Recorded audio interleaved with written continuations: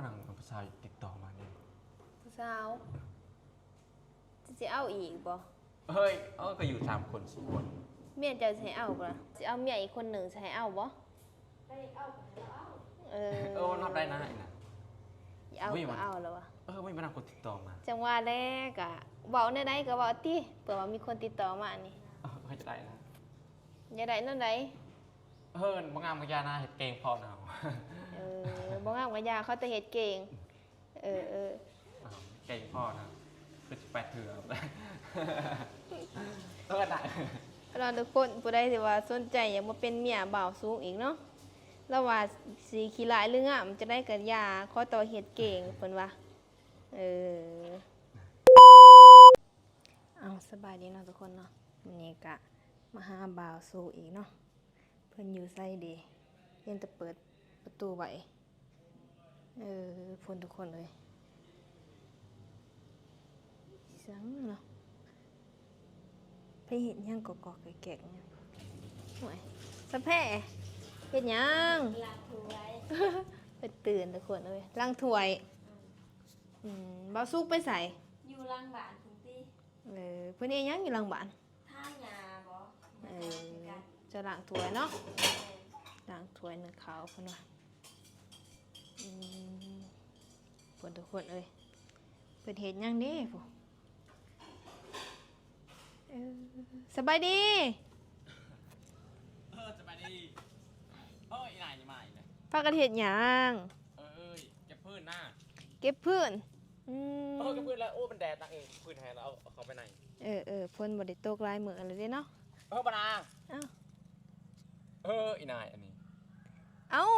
พื้นเขาไปไหวก่อนเด้อเขาแล้วนะอีนาย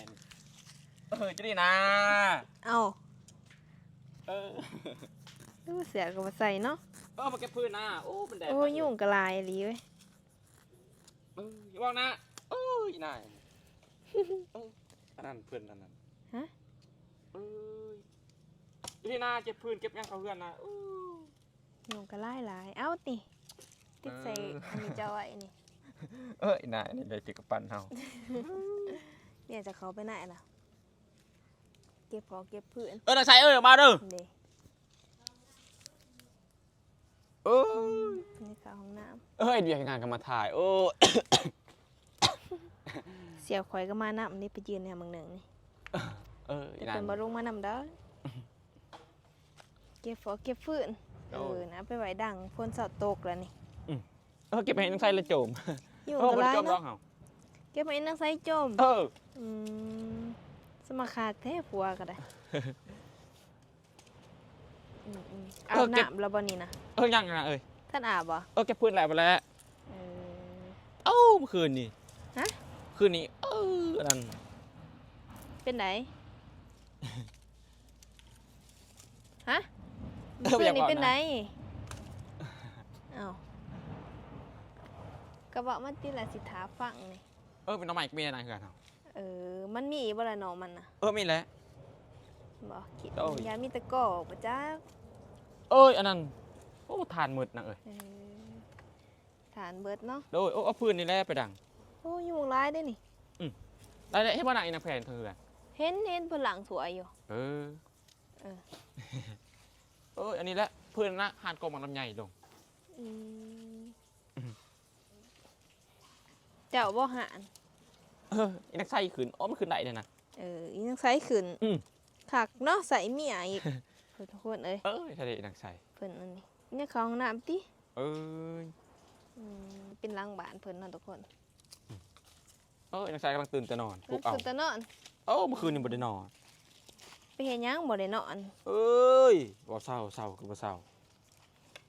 ไปเห็นยังกันก็นอนนั่นแหละใส่เมียอีกเจ้าหำประโจมแล้วเจ้าน่ะเนาะขากอลีบาสุกเห็ดใช่แล้วเมีย2 คนนั่งก็ดับยังมานั่งนี่นะอีนายแนมอีหยังน่ะคือแนมต่ำแท้ก็บ่ได้แนมดอกจะในเมียจะมาเห็นแล้วสิฮะยังใส่มาเมียเจ้าหายเด้เจ้ามาแนมดีๆได้ โอ้เก็บพื้นเก็บดัวก็มาถ่ายอีนายนี่ ข้าวนะจ๊ะเนาะ อืม ข้าวอลี เข้าแล้วเฮาโอ้ย เปลี่ยนยังหมาเห็นยังหมาสองนี่ นอนอยู่ในห้องแล้วกับเมีย อืม อันนั้นนั่งก็นั่งน่ะ ตอนนี้เมียเจ นั่งอยู่นี่ก่อน เพิ่นกำลังตื่นแต่เนาะทุกคนเอ้ยเหรอ โอ้ยก็คำเมื่อคืนมาจากอยู่จากนอน เออ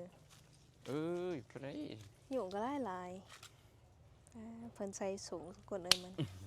เอ้ยช่วงแรกเมื่อคืนนี้อยู่กับนางใส่ เออ สุขภาพ เออ พออันนั้นประเทศอันนั้นประแจใหม่นะ ประเทศยังน่ะ ประแจใหม่นะ เเพิ่นสิเฮ็ดอิหยังน่ะ ประเทศอันนั้น ฮะ โอ้ยเพชรบ้านไม้ไผ่ เฮ็ดบ้านไม้ไผ่ โด้ย โอ้เจ้าก็เฮ็ดเป็นบ่ เอ้ยจากลายอย่างนี้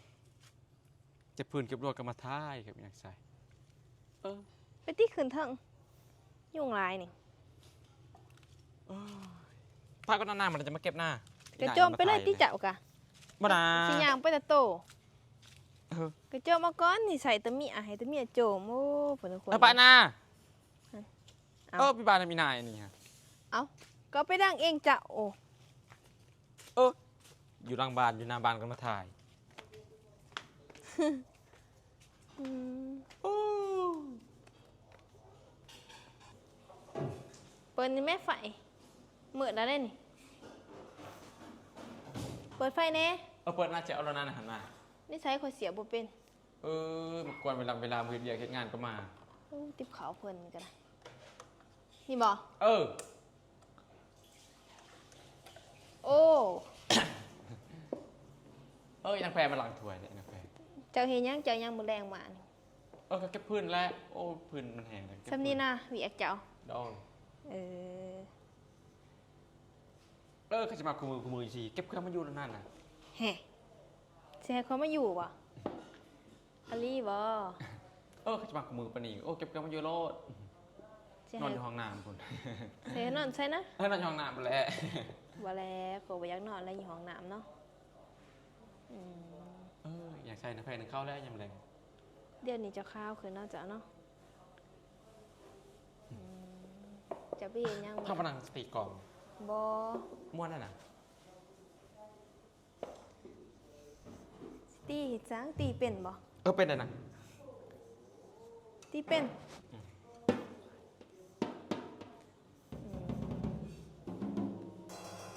โอ้โหพอละ เดา เออเบิ่งขอเบิ่งในเด้อในตู้เย็นจะมีหยัง ได้สอดไข่ เออตาขาวปุดทรงแสบเนาะ เดาอัดปะนะ ฮะ อัดนา เอา นี่นายมีซอสคาเตนากินมาเปิดรถอยากกินน้ำเล่นยีน้ำเฮ้ยกินไง เสียงจะสั่งจะเอา ใช้น้ำกินเจ้า บ่มีนะ ฮะ บ่มี นี่เด่นอ่ะ นายใจน้ำเราดี คิดที่วาวซุปนี่ ทีแรกมามีแต่อยากกินเมา เย็นคอยกินไงกินน้ำเอาบ่เย็นนี่กินบ่นี่ เฮ็ดเรียกเฮ็ดงานกับยำตะแรงกับปะทายอยากใส่อีนางแพรมันเข้าแล้วยำแรงนางแพรล้างถ้วยนางแพร เออเจ้าหันเฮ็ดหยังตัวเจ้าแรงมากนะคะมีแต่เตรียมโตะเฮ็ดอย่างเดียวนั่นบ่ ก็ซอยกันนั่นแหละ บ่หรือว่าเฮ็ดแต่อย่างเดียวนะ อีนายนี่ อืม เป็นไรมาทายหมูทามแต่นั้นนี่แต่อุกใจอีนาย เอา ไปให้ทายนั่งทีมตัวแดนนะเขา เป็นอะไรได้หยังกินแหลงขอถามน่ะ ก็เลยเชียร์บอกอีนายนี่ได้กินอะไรแซ่บๆก็ไปจากมือทายกินน้ำเอา บ่บอกดอกเห็นตำกับป่นจากในตู้เย็นคือสิแซ่บเนาะตำเพิ่งปานใดล่ะ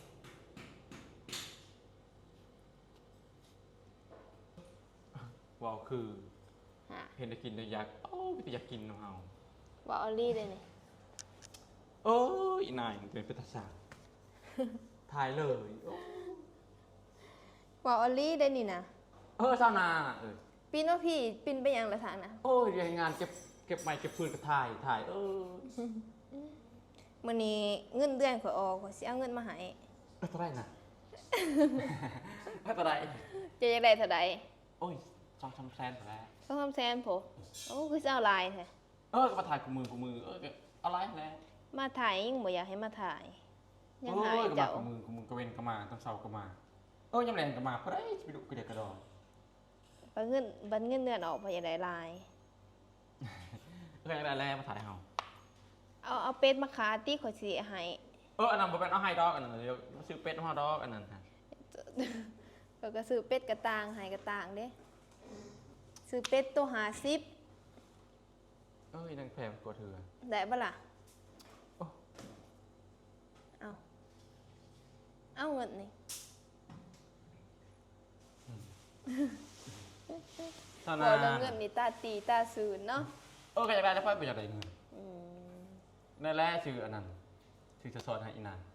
สิซื้อเสื้อสอนให้นางปากกางเกงในตัวเองค่ะบ่มีสิใส่เนาะ โอ้ยอันนั้นนะ ฮะ ไม่มีวันหนังภาษาติดต่อมาเนี่ย ผู้สาวสิเอาอีกบ่ ก็อยู่3 คน4 คน เมียเจะให้เอาบ่ล่ะ ภาพได้หน้าอีกนะ ทำได้แน่ใจทำให้หนังใส่ บ่ต้องใส่เพราะจะว่าสิเอาเมียอีกคนหนึ่งสิให้เอาบ่ ได้เอาไปแล้วเอา ภาพได้หน้าอีกนะ เอาก็เอาแล้ววะ ไม่มีวันหนังคนติดต่อมา จังว่าแรกอะเว้าแนวใดก็เว้าติเผื่อว่ามีคนติดต่อมานี่ ใครจะได้นะ อย่าได้นั่นใด บางงามบางยาหน้าเห็ดเกงพอหนาว บ่งามก็ยาเขาแต่เฮ็ดเก่งโอ้ยส่วนหนาว อืม เราดำๆเอามืดหนาวเกงพอนะคือ18 เถื่อได้ เราทุกคนผู้ใดที่ว่าสนใจอยากมาเป็นเมียบ่าวสูงอีกเนาะแล้วว่า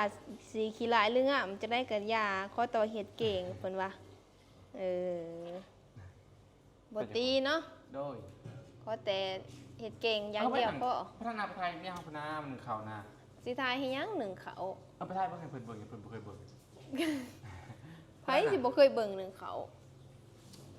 ขอสิถามเจ้านี่ก่อนบัดถ้าสมมุติว่ามีคนติดต่อมานี่จะอยากได้สำใดอายุ เอาหลายกว่าบ่เหลือเอาซ้ำเมียเจ้านี่ อาจจะ17-18 ปีนั่น ฮะ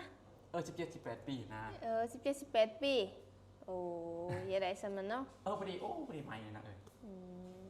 ใหญ่กว่านั้นก็บ่ได้บ่อายุหลายกว่านะ 12 ปี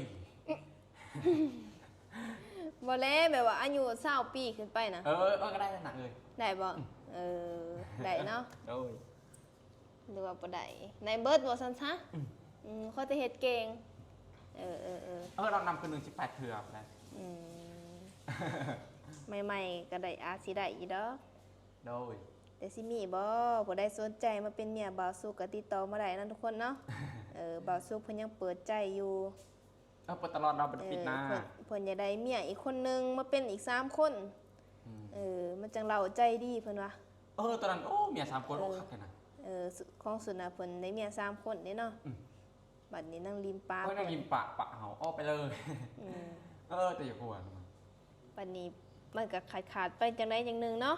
เพิ่นก็เลยอยากได้อีกคนนึงเอาอีกคนนึงพ่อบ่ พอแล้ว เอาอีกคนนึงพ่อเนาะพอดี4 ผัวเมียเลยพอดีคัก พอดีคัก โดย เพิ่นเวียนไปจังซั่นเนาะแต่ว่าเมียเจ้านี่บ่ได้ว่าแนวใดเนาะ บ่ทับได้นาย แล้วแต่เจ้าจะสิเอาอีกจักคนก็ได้ เอาคนนึงนะ เอาอีกผู้หนึงพ่อเป็น3คนเนาะ โดยอยากได้แหละ คักอลีเปล่าสู้ เขาไม่คักแหละ ขาว โดยบ่ได้ออกกระพองแล้วจูงมือเลยมันส้นครับ ๆดำๆบ่เอาบ่ หัวคนใด มาวางปานใด ข้าวยังไงตึกใจ ขาวๆกดใหญ่ ดอยโอ้ยอันนั้นโอ้ไปเลย เออเอาตะกรุดใหญ่ๆนะบ่ น่ะ ไปเอาเด้อ โอ้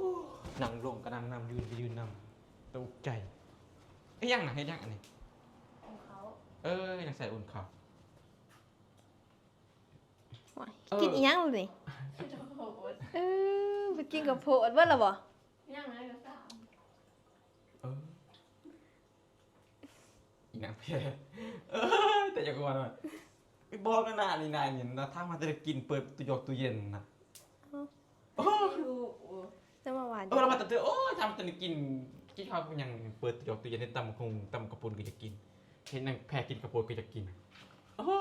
ไม่ได้นะออกนะ เอาคอยซีมเลยตีรักสุจิแสบ ไม่ได้นะออกนะ ได้มาแต่ใส่ล่ะ ซื้อเอาแหละ บ่ โอ้ถ่ายเลย อืม อีนาง นี่เมียเพิ่นหนึ่งข้าวทุกคนเลยโอ้เพิ่นได้มากระโพดมา อย่าเฮ็ดหน้าน่ะ ฮะ ง่ายเอาไว้ให้อีนางแพรกินก็คือ สิกินเบิดบ่ โพดในซองสามอันอีนางมันถ่ายหมูก็จะกินอันนั้นอันนี้นะหมูอีนางแพรมันกิน ทรงแสบเนาะ ก็แซ่บมาแล้ว แซ่บอยู่ คนละนางโอ้ยอีนางอันนี้เป็นตาสร้าง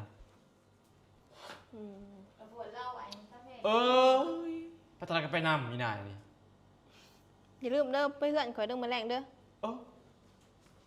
เห็นบ่เจ้าแล้วเจ้าสิย่างไปใส่ล่ะ อีนาง อีหยังนี่บ่สุกฮะเอ้าเข้าห้องน้ำบัดนี้ ก็สิเมื่อกับพวกมึง เสียหยังสิอาบน้ำบ่บ่สุก